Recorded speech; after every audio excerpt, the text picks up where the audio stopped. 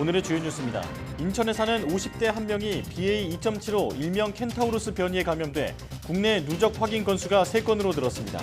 방역당국은 켄타우로스가 이미 지역사회를 중심으로 서서히 감염이 확산하고 있다고 진단했습니다.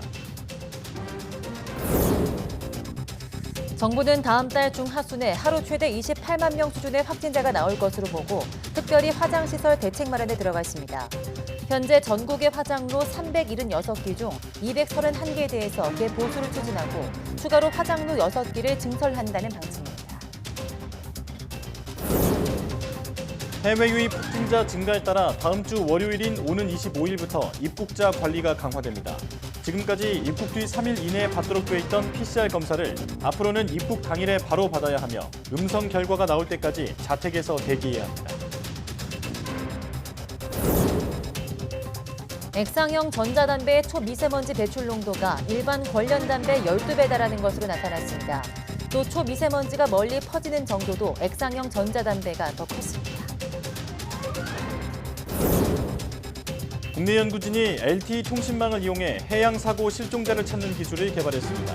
구명조끼가 부풀 때만 작동하는 단말기가 조난 신호와 위치 정보를 실시간으로 송출하고 전용 앱을 통해 구조자의 위치를 알리는 방식입니다.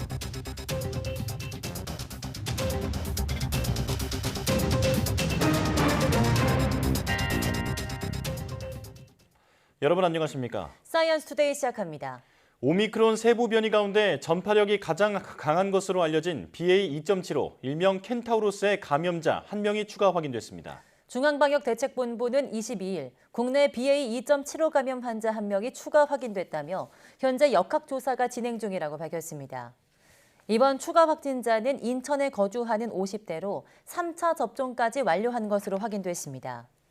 이 확진자는 지난 18일 증상이 나타나 19일 확진 판정을 받았고 현재 경증으로 재택치료를 하고 있습니다. 방역당국은 이번 확진자와 앞선 확진 사례 2건과의 역학적 관련성은 확인되지 않았다고 밝혔습니다. 정부는 전파력과 면역 회피력이 클 것으로 추정되는 BA.2.75 변이가 지역사회를 중심으로 확산하고 있다고 평가했습니다. 중앙재난안전대책본부는 오미크론 하위 변이 BA.2.75의 경우 이미 지역사회에서 감염된 환자가 확인된 만큼 지역사회를 중심으로 서서히 확산하고 있는 것으로 진단했습니다. 현재까지 광범위한 증가 속도를 보이지는 않지만 매주 종합평가에서 BA.2.75 점유율이 계속 올라갈 가능성이 있다고 내다봤습니다. 이에 점유율 변화를 지속해서 모니터링할 방침이라고 밝혔습니다. 해외 유입 확진자 증가에 따라 방역당국이 다음 주 월요일인 25일부터 입국자 관리를 강화합니다. 중앙방역대책본부는 오는 25일부터 지금까지 입국 뒤 3일 이내에 받아야 했던 PCR 검사를 입국 1일 차인 당일에 받도록 했습니다. 또 입국자는 PCR 검사가 음성으로 확인되기 전까지 자택에서 대기해야 합니다. 해외 입국자 검사는 내국인과 장기 체류 외국인의 경우 자가 또는 숙소를 관할하는 보건소에서 무료 검사가 가능합니다. 방대본은 단기 체류 외국인은 공항 내 코로나19 검사센터에서 검사받을 것을 권고했습니다. 방역당국은 코로나19 재유행에 따른 사망자 급증에 대비해 화장로 6기를 증설할 예정입니다. 손영래 중앙사고수습본부 사회전략반장은 22일 브리핑에서 8월 중순에서 말경에 일 확진자 수가 최대 28만 명 수준이 발생할 것으로 예측됨에 따라 사망자 또한 늘어날 가능성을 고려해 화장시설 재정비 등 화장 수용 능력과 안치 능력을 높일 수 있는 방안이 필요하다고 진단했습니다.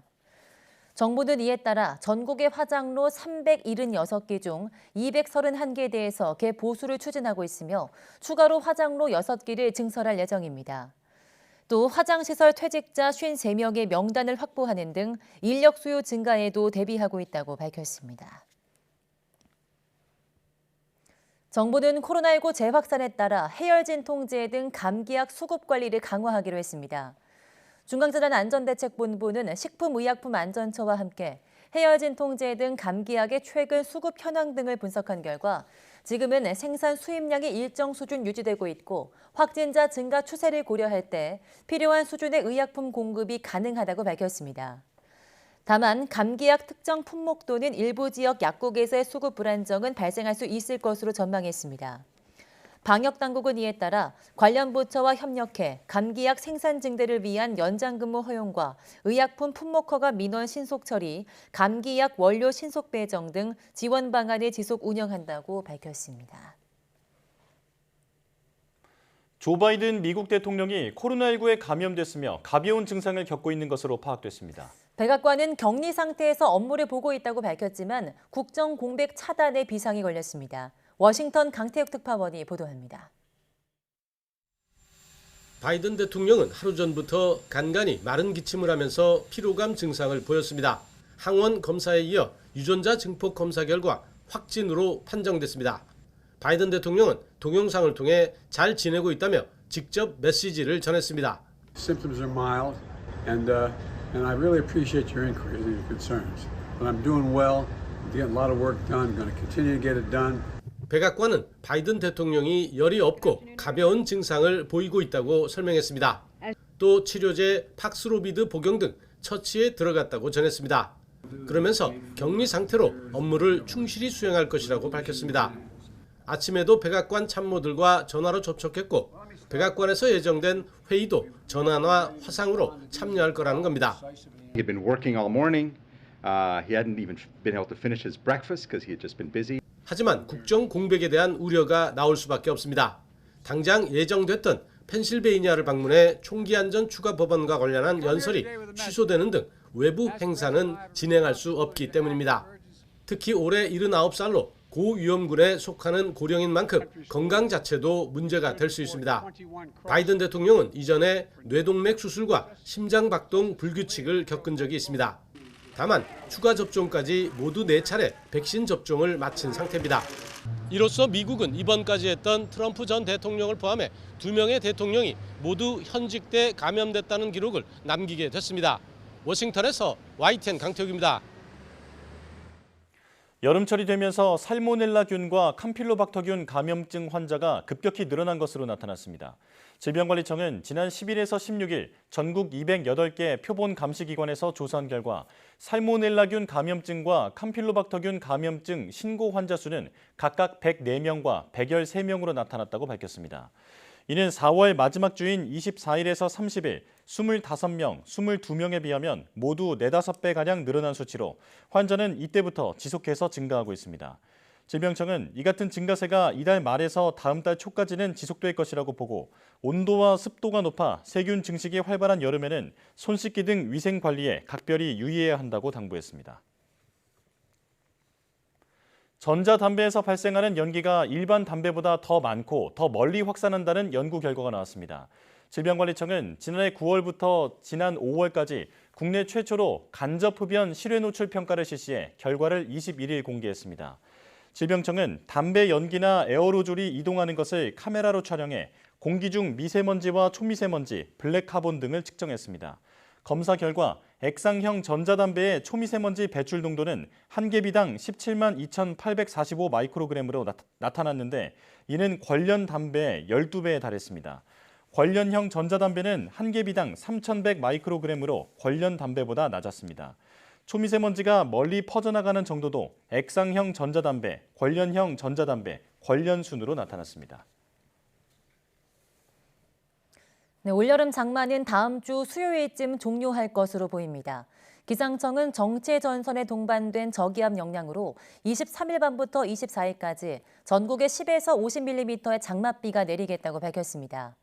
다음 주 초반에는 곳곳에 소낙성 강수가 내리겠고 이후 수요일부터는 뜨거운 성질의 아열대 고기압이 우리나라를 뒤덮으며 정체 전선은 북쪽으로 밀려 올라갈 것으로 보입니다. 따라서 올여름 장마 종료 시기는 예년보다 2일에서 3일가량 늦어질 전망입니다.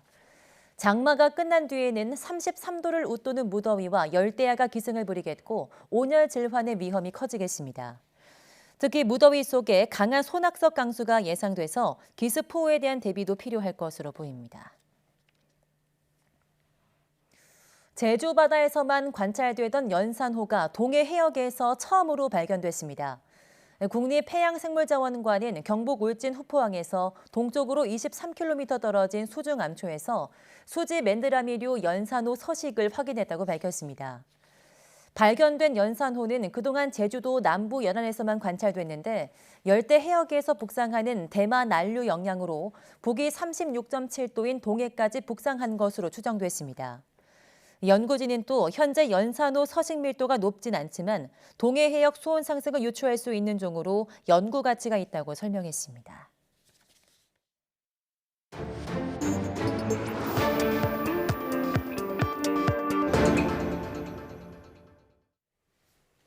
한 주간 가장 주목받은 과학 소식을 되돌아보는 사이언스 핫파이브 시간입니다. 네, 이번 주에는 어떤 이야기가 시청자들의 주목을 받았는지 양우영 기자와 함께 알아보겠습니다. 네, 안녕하세요. 안녕하세요. 네, 5위부터 알아볼까요? 네, 최근 가정용 이 세라믹 식탁이 갑자기 파손되는 일이 이어지고 있는데 이번 주에는 이 소식이 5위를 차지했습니다. 네. 우선 이 YTN이 보도한 사례를 먼저 살펴보면요. 지난 13일 경기도 파주에 사는 제보자의 집에서 일어난 일입니다. 예. 당시의 영상을 함께 보실 건데요.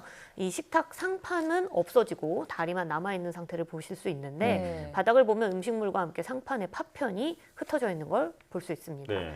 이 문제가 된 세라믹 식탁은 지난해 3월 온라인으로 구입한 것으로 1년 한 4개월 정도 사용한 제품인데요. 제보자는 갑자기 퍽 하는 소리와 함께 식탁이 무너져 내렸다고 당시 상황을 설명했습니다. 이 해당 식탁을 제작한 가구 업체는 정확한 원인은 분석 중이라고 밝혔지만 이 강화유리 불량을 추정을 하고 있습니다. 이 같은 이 세라믹 식탁의 파손 사고가 최근 이어지고 있는데 이 한국소비자원에 따르면 이 세라믹 식탁 피해 건수가 2019년부터 올해 6월까지 모두 28건이었습니다. 대부분은 상판 강화유리의 파열, 파손 등의 피해였고요. 예. 결국 강화유리가 문제가 있다는 것을 이제 알 수 있는데 네. 일반적으로 이 강화유리는 고온을 가했다가 갑자기 냉각을 하면서 네. 강화유리를 만듭니다. 이 과정에서 유리 내부와 외부의 힘 차이가 발생하면서 외부 충격에 더 강한 특성을 갖게 되는 건데요. 문제는 100만 분의 1의 확률로 자연 파손 현상이 발생한다는 겁니다. 이 보통은 제조 과정에서 강화 유리가 이 처리가 균일하지 않게 되면 자연 파손 현상이 발생한다고 알려져 있는데요. 네. 제조 과정에서 눈에 보이지 않는 약한 부위가 생긴 상태에서 이곳에 반복적으로 충격이 가해지게 되면 어느 순간 유리가 폭발하듯이 깨지게 되는 겁니다. 전문가들은 세라믹 식탁을 사용을 할 때 금이 가거나 또 갈라지는 소리가 들리는 전조 증상이 나타나면 즉시 사용을 중단해야 된다고 조언을 했는데 네. 무엇보다 이 제조 과정에서 균일한 강화 유리가 만들어줄 수 있도록 업체들의 엄격한 품질 관리가 중요해 보입니다. 네. 사실 소비자가 아무리 주의한다 해도 파손을 막기는 어려울 것 같은데요. 네. 애초에 잘 만드는 게 중요하겠습니다. 이제 4위 소식이죠? 네, 그렇습니다. 최근 유럽연합 EU가 원자력 발전을 녹색 산업 분류 체계에 포함을 시키면서 우리나라도 이 한국형 녹색 분류 체계에 원전을 포함할지 말지에 대해서 관심이 컸는데요. 네. 먼저 이 녹색 분류 체계, 그러니까 텍소노미가 뭔지를 살펴보면요. 이 어떤 경제 활동이 탄소 중립과 환경 보호에 얼마만큼 기여하는지를 가려내는 일종의 기준이라고 생각하시면 됩니다. 녹색 금융 지침서라고도 알려져 있기 때문에 기업의 자금 조달과 투자에 아주 중요한 의미를 가지는 건데요. EU에서는 온실가스 발생량이 적고 또 안정적으로 전력을 공급하는 원전이 일정 기준의 안전성을 충족을 하면 그린 에너지로 인정을 하겠다 이렇게 밝혔습니다. 예. 여기에 우리 정부도 원전을 K 텍소노미에 포함시키기로 확정을 한 건데요. 다만 안전성을 높이기 위해서 EU에서 부여한 이 원전 안전 기준을 토대로 국내 실정에 맞게 우리나라도 이제 안전 기준을 적용하기로 했습니다. 우리나라는 물론이고 EU에서도 원전을 텍소노미에 포함시키는 건 아무래도 2030년 온실가스 감축 목표를 달성을 해야 되기 때문이겠죠. 예. 하지만 원전의 텍소노미 포함에 대한 이 환경단체의 반대가 만만치 않습니다. EU에서도 그린 텍소노미에 원전을 포함시킬 때 거센 반대에 부딪히기도 했거든요. 이 때문에 우리나라의 이 환경단체들도 EU처럼 우리가 높은 안전 기준을 마련해야 된다 이렇게 주장을 하고 있습니다. 네. 그러면 또 EU가 만든 안전 기준은 어느 정도인지를 또 살펴봐야겠잖아요. EU는 2025년까지 사고 확률을 낮춘 사고 저항성 해결료를 이 원전에 적용을 시켜야 된다 이렇게 얘기했고 2050년까지는 고준위 폐기물 처리장을 마련하기 위한 구체적인 계획을 마련해라 이렇게 기준을 세웠습니다. 그래서 우리 정부도 이번 달에 이 관계부처 협의를 통해서 다음 달 초까지 원전의 안전 기준과 관련된 초안을 만들고요. 추가 의견 수렴을 거쳐서 9월에 K 텍소노미로 확정할 계획이라고 밝혔습니다. 네. 하지만 앞서 말했던 EU의 사고 저항성 해결료 기술, 이거는 국내에서 아직 상용화가 되지 않았고요. 또 고준희 방패장 역시 부지 관련해서 논의조차 진전을 할 수 없는 상황이기 때문에 앞으로 남은 과정은 그리 순탄치만은 않아 보입니다. 네. 네. 다음 소식도 계속 알아보겠습니다. 3위는 민간 우주산업 관련 소식인데요. 화성의 민간 우주선에 보내는 경쟁에서 스페이스X의 대항마가 또 등장했다고요? 네, 그렇습니다. 스페이스X가 사실은 민간 우주 시장을 주도하고 네. 있는데 이 시장에 도전장을 낸 기업이 있습니다. 바로 렐러티비티 스페이스입니다. 이 렐러티비티 스페이스는 우주선 제작을 하는 이 스타트업인 임펄스 스페이스와 손을 잡고 민간 차원의 로봇 착륙선을 개발을 해서 화성에 앞으로 보내겠다라는 계획을 최근 발표했는데요. 네. 2015년에 설립된 렐러티비티 스페이스는요, 3D 프린터로 로켓을 제조하는 우주 스타트업입니다. 엔진부터 각종 부품까지 모두 3D 프린터로 찍어내는 곳인데요. 이를 통해서 우주 로켓의 부품 수도 100분의 1로 줄이고 또 제작 기간도 60일 이내로 단축시켰습니다. 1단의 엔진을 9개, 2단의 엔진을 1개 얹은 테라1이라는 이 로켓을 개발을 했는데 이 렐러티비티는 테란1을 다음 달 플로리다 발사장에서 발사할 계획이라고 하고요. 이 기술력을 바탕으로 화성 미션에는 장거리 로켓인 테란-R을 쏠 예정이라고 합니다. 네. 이 렐러티비티와 함께 화성 착륙설 개발에 나서는 이 임펄스 스페이스는요.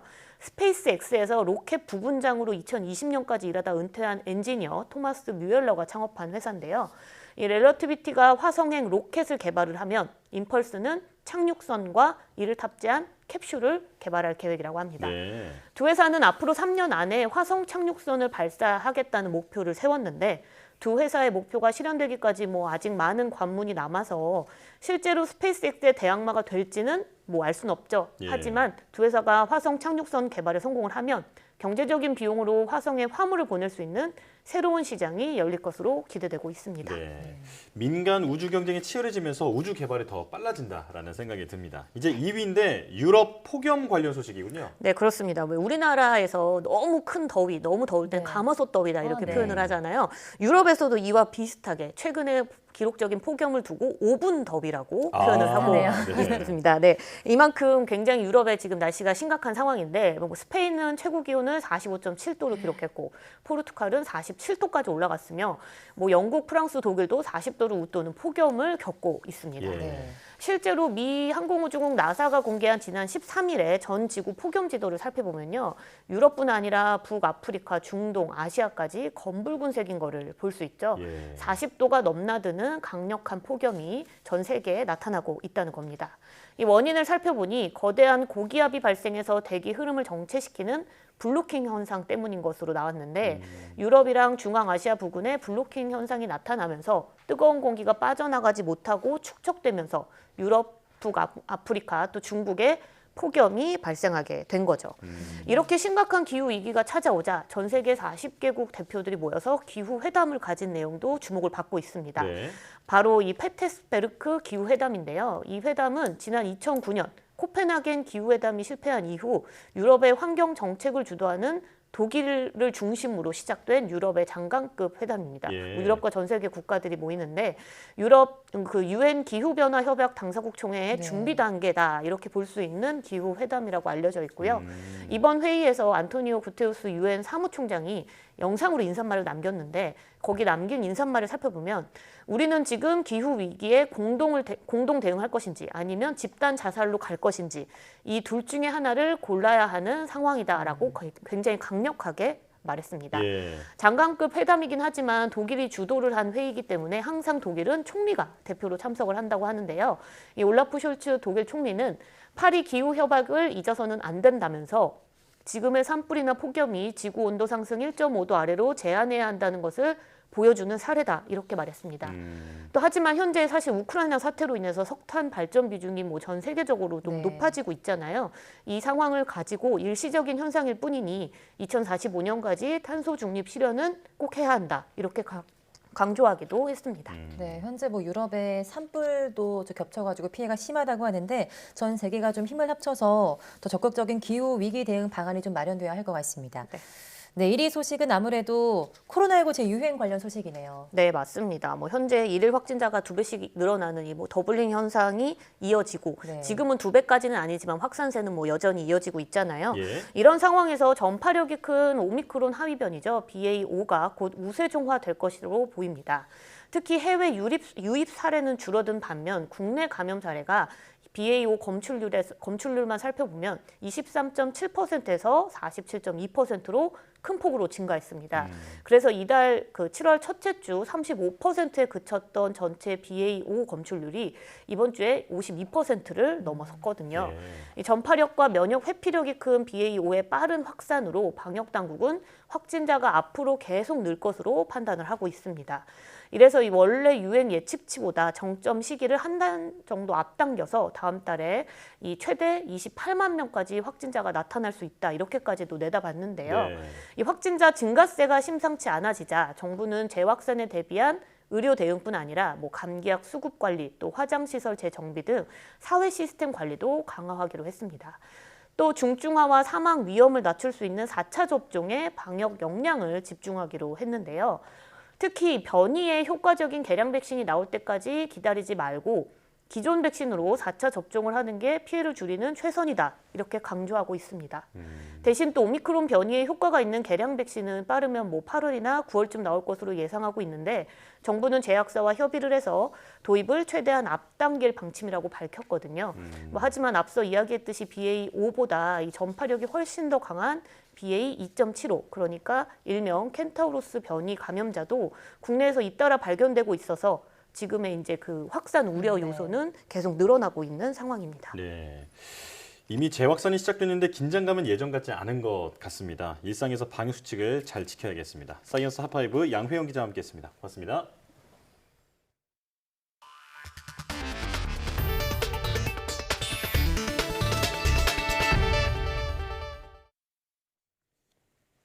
일본 원자력규제위원회가 후쿠시마 원전 오염수 방류 계획을 정식으로 승인했습니다.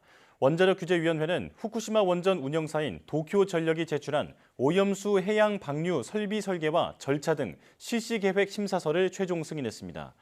이번 승인에 따라 해양 방류에 쓰일 해저 터널 등 설비 공사 시작을 위해 후쿠시마현 등 해당 지자체의 양해를 얻을 수 있을지가 앞으로 쟁점이 될 전망입니다. 규제위는 지난 5월 말 도쿄전력의 실시 계획에 대한 심사를 마친 뒤 일반 국민의 의견을 듣는 기간을 약 한 달 정도 가진 뒤 오염수 해양 방류 승인 절차를 마쳤습니다. 국제환경단체 그린피스는 이번 승인 결정에 대해 일본 정부가 오염수 해양 방류의 안전성을 뒷받침할 과학적 근거를 제시하지 않았다고 지적했습니다. 일본 원자력규제위원회의 후쿠시마 원전 오염수 방류 계획 승인과 관련해 정부는 국제법, 국제기준에 부합하게 오염수가 처리될 수 있도록 국제원자력기구와 지속해서 협력하겠다고 밝혔습니다. 정부는 후쿠시마 원전 해양 방출 대응 긴급 관계부처 회의를 열고 국민의 건강과 안전이 가장 중요하다며 이같이 밝혔습니다. 또 우리나라 연근해에 대한 방사능 감시 체계를 확대하고 수산물의 방사능 검사와 유통 이력, 원산지 단속 어종을 확대하며 원전 오염수 해양 방출이 우리 해역에 미칠 영향을 검증할 예정입니다. 이와 함께 일본 정부의 해양 방출의 안전성 검토에 필요한 정보 제공과 안전한 처리를 위한 책임 있는 대응을 촉구할 계획입니다. 유럽과 러시아 우주 비행사가 짝을 이뤄 국제 우주정거장 ISS 밖에서 7시간에 걸쳐 우주 유영을 했습니다. 22일 미국 항공우주국 나사 등에 따르면 러시아 우주 비행사 올레그 아르테페프는 유럽 우주국 소속 이탈리아 여성 우주 비행사 만다 크리스토포레티와 한조를 이뤄 ISS 밖에서 임무를 수행했습니다. 이들은 전날 밤 11시 50분 러시아 모듈인 포이스크의 해치를 열고 ISS 밖으로 나간 뒤 7시간 5분에 걸쳐 나노위성 10대를 궤도로 띄우고 11m짜리 유럽 로봇팔에 어댑터를 설치했습니다. 러시아와 유럽 우주 비행사가 함께 우주 유영을 한 것은 1999년 4월 이후 처음이며 미국과 러시아 우주 비행사 유영도 2009년 6월 이후 단절된 상태입니다. 이동통신망을 활용해 해양 조난 사고를 감지하고 실종자를 찾는 기술을 국내 업체와 KT가 공동으로 개발했습니다. 해양 실습이 많은 연소기관이 우선 도입했는데 구조와 소색에 적지 않은 도움이 될 것으로 기대됩니다. 차상은 기자입니다. 선박에 서 있던 사람 모형이 바다에 떨어집니다. 물에 닿자마자 구명조끼가 부풀어 오릅니다. 같은 시각 선박 내부에는 경고음이 울려 퍼지고 모니터에 있는 사람 모형이 떨어진 위치가 정확히 표시됩니다. 네, 선장님, 브릿지 사망사입니다. 조난 알림이 구조 신호 수신하였으며 현 위치 익숙자 발생 확인하였습니다. 국내 한 업체가 KT와 함께 개발한 조난사고 알림 서비스가 작동하는 모습입니다. 구명조끼가 부풀 때만 작동하는 단말기가 조난 신호와 위치를 실시간으로 송출합니다. 4세대 무선통신 기술인 LTE망을 이용하는데 해안 지역의 기지국이 크게 늘면서 조난 알림 서비스에 본격적으로 도입됐습니다. 어선들이 주로 항해를 하는 인근 연안, 부두, 도서 지역, 인접 지역까지 항해를 하는 데 있어서 LTE 통신을 하는 데에는 전혀 문제가 없을 정도로 촘촘하게 커버리지가 확대가 되었습니다. 단말기는 최대 24시간 동안 조난 신호를 내보내 구조자의 위치를 전용 앱을 통해 알립니다. 지난해 시범 도입한 한국해양수산연수원은 실습생의 안전을 확보할 수 있다고 보고 적용 선박 확대를 검토하고 있습니다. 시범 적용을 해서 저희가 테스트 훈련을 했습니다. 그 결과 그 제품의 내구성과 우수성이 입증이 되어서 저희가 올해부터는 다른 실습선으로 확대해서 운영을 할 계획이 있고요. 해양 조난 사고 대부분이 연근의 어선과 낚싯배에서 발생하기 때문에 LTE망을 이용한 이번 서비스의 활용도는 GPS만 이용하는 경우보다 효율적이라는 게 업체의 설명입니다. 저희 제품은 LTE를 사용해서 근해에만 이렇게 지원을 하고 있습니다. 그래서 장점을 가지는 거는 가격적인 면에서 가장 장점을 가질 수가 있습니다. 해양 실종 사고를 막기 위한 기술이 민간으로 확대되면 인명을 구할 수 있는 골든타임 확보와 함께 수색기간 단축도 가능할 것으로 보입니다. YTN 차상리입니다. 세계적으로 곡물 가격이 급등하면서 가축 사료 가격도 올라 축산 농가들의 부담이 커졌습니다. 네, 이런 가운데 국내 연구진이 농식품 부산물을 이용한 사료 제조 기술을 개발해 농가 소득 증대에 도움이 되고 있습니다. 김학무 기자입니다. 새송이 버섯을 재배하는 농가입니다. 플라스틱 통에 버섯을 재배해서 수확하고 나면 버섯의 밑동은 퇴비로 쓰거나 버리게 됩니다. 그런데 얼마 전부터 부근 한우 농장에서 버리는 버섯 밑동을 사료로 활용하기 위해 모두 가져갑니다. 밑동도 버섯의 일부라서 영양분이 풍부하기 때문입니다. 버섯 배지가 소 사료와 동일한 부분이 많아서 퇴비라든지 사료라든지 이렇게 사용할 수 있게 그쪽으로 출하하고 있습니다. 농촌진흥청 연구진이 이런 점에 착안해 자가 섬유질 배합사료 제조 기술을 개발했습니다. 버려지는 농식품 부산물을 원료로 양질의 사료를 만드는 건데 가축 사료로 쓰기에 더없이 좋은 원료입니다. 버섯 밑동을 비롯해 맥주를 만들고 남은 맥주박과 감귤 주스를 만들고 남은 감귤박, 비지 등 종류도 다양합니다. 섬유소는 한우의 에너지원으로 이용되고 단백질은 체고 성장이나 근육 성장에 도움을 미칩니다. 비지, 맥주박, 미강 등을 활용한다면 사료비를 절감할 수 있습니다. 이 기술을 적용한 결과 한우 한 마리당 소득이 기존 76만 원에서 158만 원으로 2배 이상 늘었습니다. 전에 비해서 사료비가 30% 이상 절감이 됐고 육질 등급, 도체중도 훨씬 좋은 결과를 지금 보이고 있고요. 별 쓸모없던 농식품 부산물을 활용한 사료 제조 기술 개발로 사료비 부담을 덜고 축산물 품질을 높여 농가 소득 증대에 도움이 되고 있습니다. YTN 김학무입니다.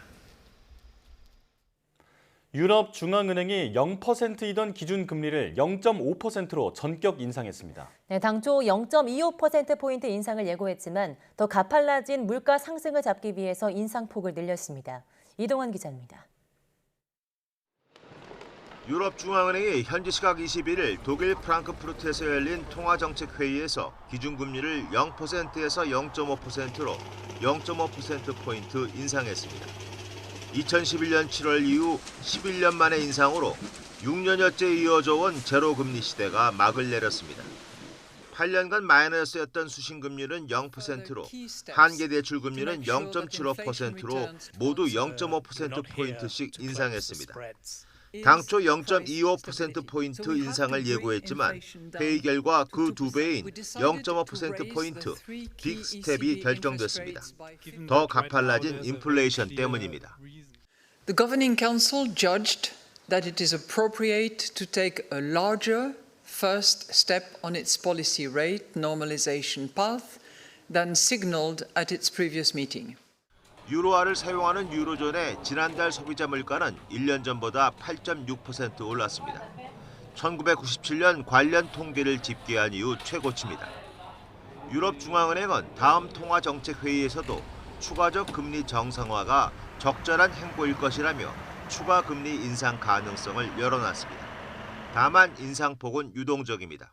물가 등 데이터에 기반해 정해질 것이라고 했습니다. 유럽중앙은행은 에너지와 식량 가격 상승 등으로 상당 기간 높은 수준의 인플레이션이 계속되고 전망이 어둡지만 당장 올해나 내년 경기 침체에 빠질 것으로 예상하지는 않는다고 말했습니다. YTN 이동원입니다. 심각한 경제난으로 민심이 폭발한 스리랑카에서 6월 소비자 물가지수가 60% 가까이 폭등했습니다. 스리랑카 중앙은행에 따르면 지난달 소비자 물가지수는 작년 동기 대비 58.9%나 뛰었습니다. 2월 17.5%, 3월 21.5%, 4월 33.8%, 5월 45.3% 등 매달 가파르게 오른 데 이어서 상황이 더욱 악화한 겁니다. 특히 6월 식품과 음료 물가는 작년 동기보다 75.8%, 수송 부분 물가는 96.8% 올랐습니다. 전문가들은 이런 물가 상승세가 당분간 지속할 것으로 전망하고 있습니다. 생산자 물가 상승률이 2달 연속 9.9%를 기록했습니다. 네, 생산자 물가 상승률은 2, 3개월 시차를 두고 소비자 물가에 반영되기 때문에 앞으로 물가와 더 힘겨운 싸움을 벌여야 할 것으로 보입니다. 박병환 기자입니다. 2년을 넘긴 코로나19 사태와 우크라이나 전쟁, 공급망 차질 등 대내외 악재가 결국 생산자 물가 상승률을 10% 가까이 끌어올렸습니다. 지난달 생산자 물가 지수는 전년 동월 대비 9.9% 올랐고 19개월 연속 상승했습니다. 한 달 전과 비교하면 0.5% 올라 6개월 연속 상승입니다. 특히 공산품과 농림수산품 가격이 크게 뛰었습니다. 공산품 가운데 석탄과 석유 제품은 전년 동월 대비 83.4%, 1차 금속 제품은 24.0%가 올랐고 농림수산품 가운데 축산물이 9.4% 올랐습니다. 생산자 물가 상승률이 3월 9.0%에서 6월 9.9%에 이르기까지 내려가지 않고 있는 점도 문제입니다.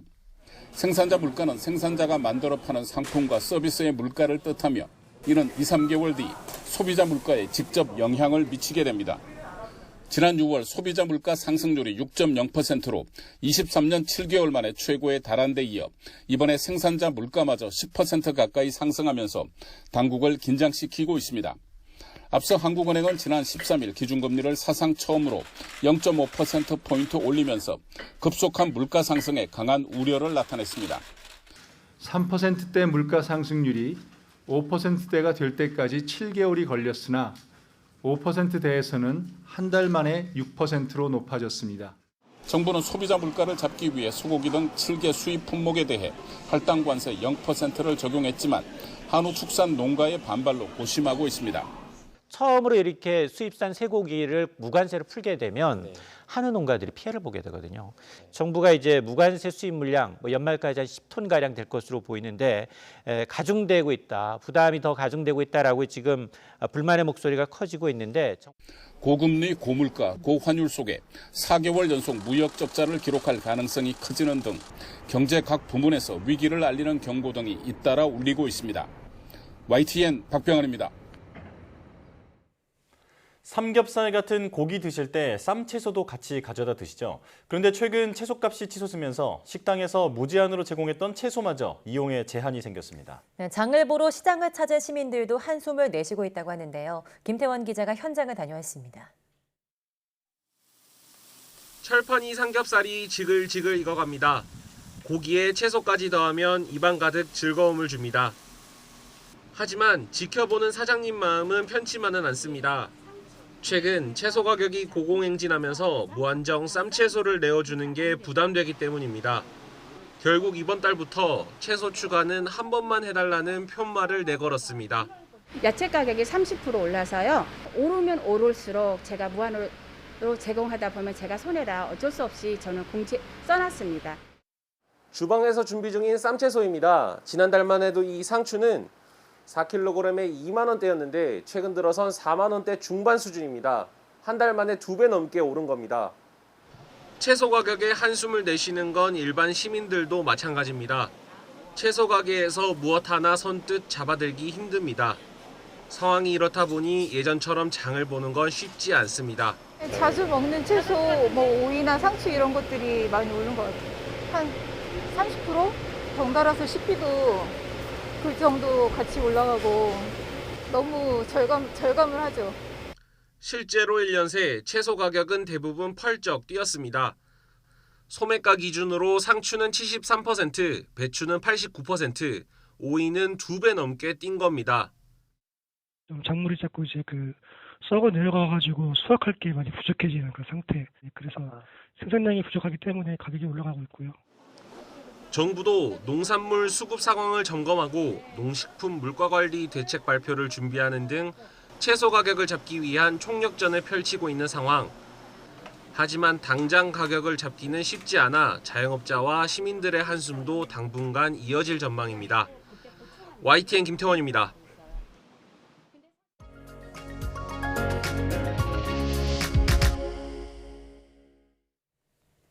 미술품 경매를 통해 우리는 좀처럼 보기 어려웠던 진귀한 작품을 만나볼 수 있는데요. 경매 역사상 가장 비싸게 팔린 명작에는 무엇이 있는지 오늘 사이언스 인 아트에서 살펴보겠습니다. 네, 오늘도 온라인 아트 플랫폼 누아트 박수경 디렉터와 함께합니다. 어서 오세요. 네, 자 지난 방송에서 미술 시장에 대해서 알려주셨잖아요. 오늘은 이 미술품 경매 대표적인 사례들을 소개해 주신다고 하는데 먼저 경매 역사상 가장 비싸게 팔린 작품들에는 어떤 것들이 있는지부터 소개해 주시죠. 네, 2017년 11월 뉴욕 크리스티 경매에서 최고가에 낙찰된 작품이 있는데요. 네. 바로 레오나르도 다빈치의 작품 살바토르 문디입니다. 이 살바토르 문디를 번역하면 구세주를 의미하고요. 예. 1500년에 제작된 작품입니다.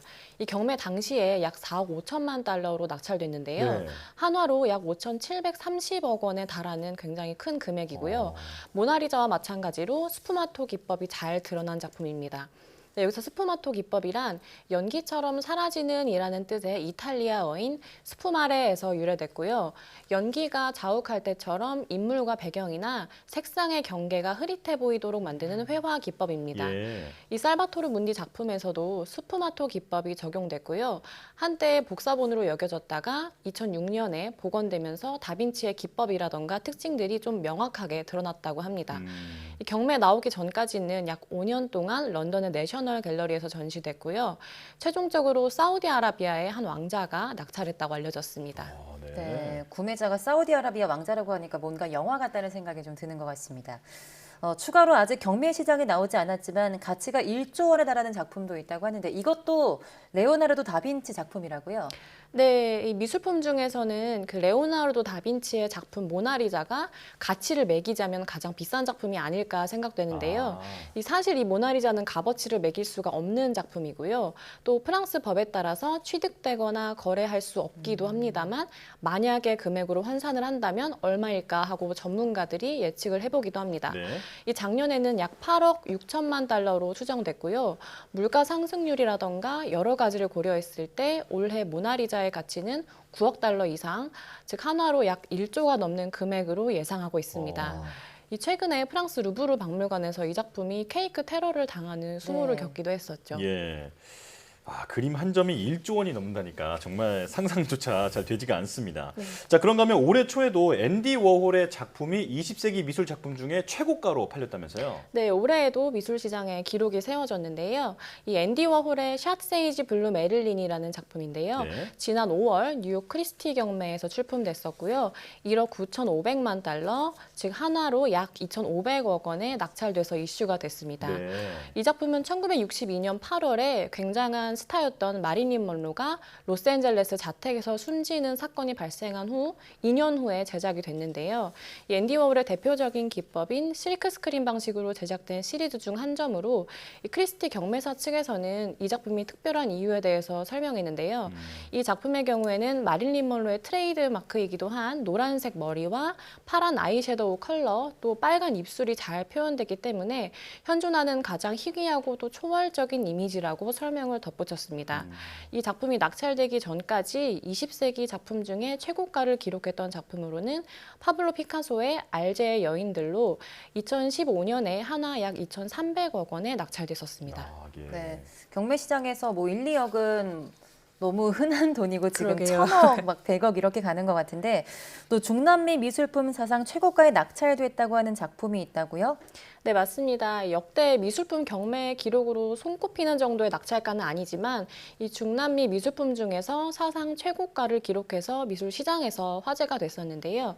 작년 11월 뉴욕 소더비에서 열린 경매에서 이 멕시코의 대표적인 화가인 프리다 칼로의 디에고와 나라는 작품이 약 3,490만 달러, 그러니까 하나로 413억 원 정도에 낙찰됐습니다. 예. 이 작품은 프리다 칼로가 사망하기 5년 전에 마지막으로 그려진 자화상이고요. 이 남편이자 멕시코를 대표하는 화가 중 한 명이기도 했던 디에고 리베라로 인해서 힘들었던 시절에 그 고통을 녹여낸 작품이기도 합니다. 프리다 칼로의 머리카락이 마치 목을 조르고 있는 것처럼 보이기도 하고 또 눈물을 흘리고 있거든요. 이 특히 이마에 디에고의 얼굴이 그려져 있는데 눈이 3개로 묘사되어 있습니다. 이 디에고는 복잡한 여성 편력으로 당시 프리다 칼로를 힘들게 했다고 알려져 있는데요. 이 당시에도 프리다 칼로의 친구이자 또 영화 배우였던 마리아 펠릭스와의 삼각관계였던 것을 묘사한 것이 아닌가 하고 추정합니다. 이 당시 소더비에서는 하나 약 300억 원의 낙찰을 예상했는데요. 훨씬 높은 금액인 413억 원 정도로 낙찰이 됐고요. 유명 컬렉터이자 부에노스아이레스 미술관의 설립자가 소장했다고 합니다. 그렇군요. 자, 조 단위가 예상되는 이 모나리자부터 그 이후에 이제 수천억, 수백억의 작품까지 알아봤는데, 자, 그렇다면 국내 화가의 작품 중에서 최고가는 뭔지 궁금합니다. 네, 얼마 전에 이 작품이 국내에 있는 것으로 알려지면서 굉장히 화제가 됐었는데요. 바로 한국 추상미술의 선구자로도 잘 알려진 김환기 화백의 우주라는 작품이죠. 이 작품은 2019년 11월에 홍콩 크리스티 경매에서 8,800만 홍콩 달러로 낙찰됐고요.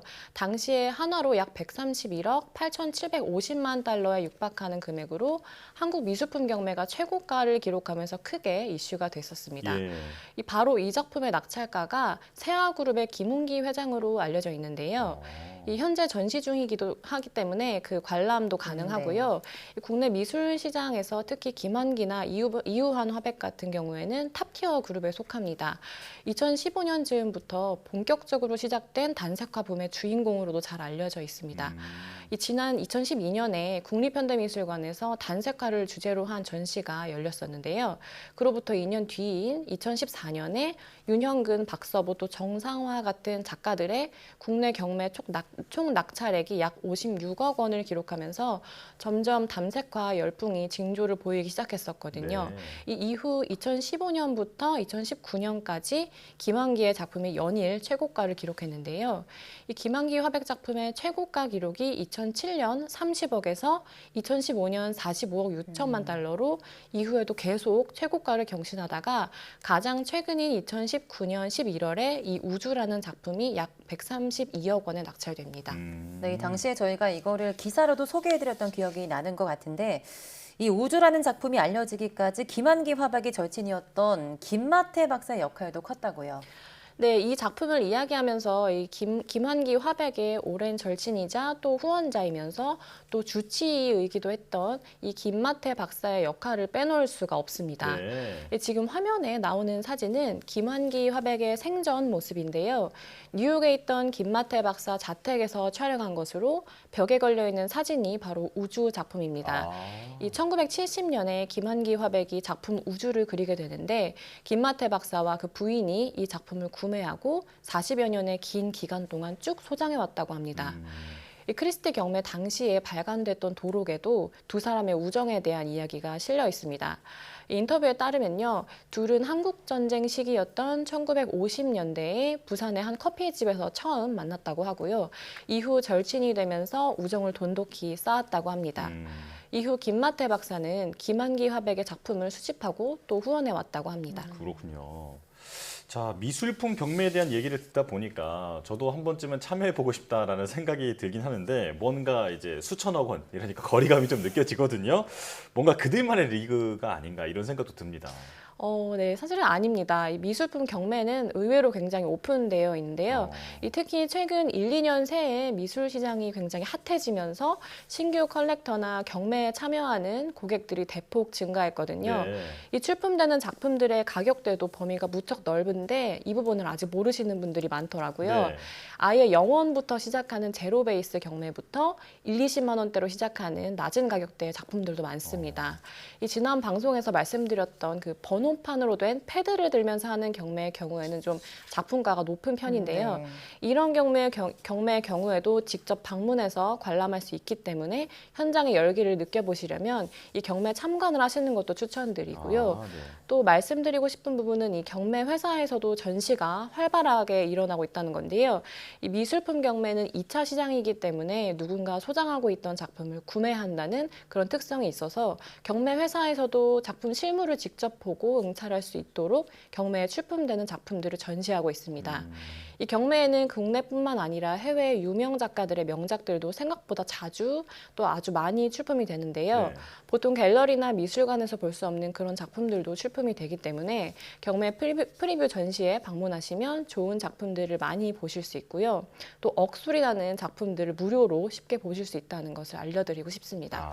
이제 막 또 미술품에 대한 관심이 생겨서 좀 적은 금액대로 작품을 구매해보고 싶다 하실 경우에는 더 낮은 금액대부터 시작하는 온라인 경매라던가 또는 온라인 아트 플랫폼 또는 작가들의 SNS 계정을 통해서 내 취향에 맞는 작품들을 직접 리서치해보고 구매하시는 것도 추천드립니다. 네, 오늘 뭐 수천억 원, 1조 원에 달하는 작품까지 보면서 눈호강했던 시간이 아니었나 싶습니다. 네, 오늘 말씀 여기까지 듣겠고요. 누아트 박수경 디렉터와 함께했습니다. 고맙습니다.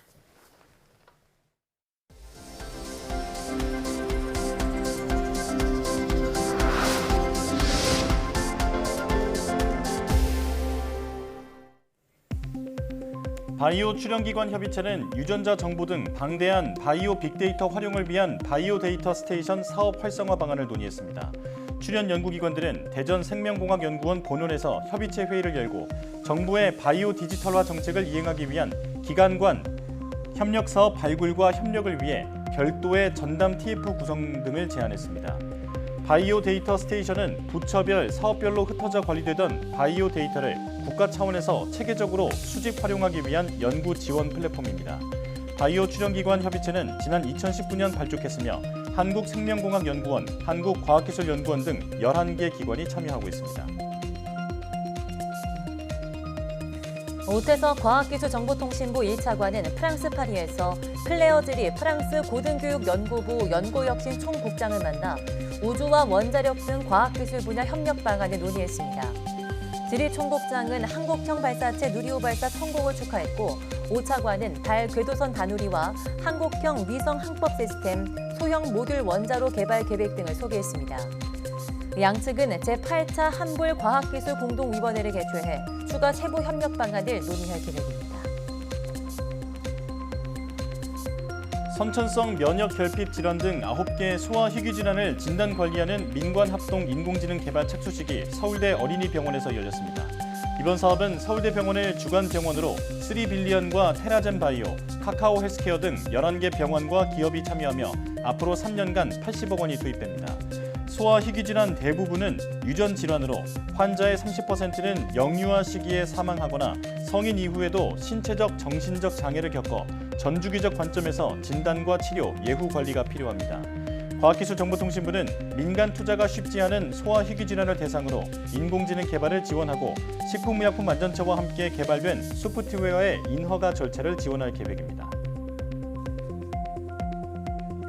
유바이오로직스는 식품의약품안전처에 현재 임상 중인 코로나19 백신의 수출용 품목 허가를 신청했다고 밝혔습니다. 이 백신은 제조합 단백질 방식의 백신으로 현재 콩고 민주공화국에서 임상 3상이 진행 중이며 필리핀 제약사의 수입 요청에 따른 것이라고 회사는 설명했습니다. 수출용 허가는 수출을 목적으로 제조하는 제품에 대한 것으로 국내 시판 허가와는 다릅니다.